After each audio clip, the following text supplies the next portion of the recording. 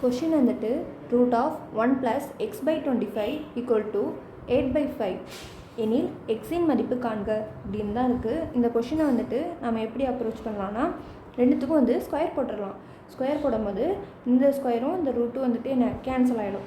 சரி, இது வந்துட்டு அப்படியே வந்துருமா? இப்போ இந்த இடத்துல வந்துட்டு ஸ்கொயர் போடும்போது 8 வந்துட்டு 2 ஸ்கொயர் பண்ணால் 64, 5 வந்து 2 ஸ்கொயர் பண்ணால் 25. அப்போ இது முடிஞ்சிருச்சு. இப்போ இந்த 25 வந்துட்டு மேலே போயிடும், கிராஸ் ஆகுமா? இப்போ 25 + x / 25 இது வந்துட்டு அப்படியே வரும். கீழே உள்ள இந்த ரெண்டுமே சேமாக இருக்கிறதுனால ரெண்டும் கேன்சல் ஆகிடுது.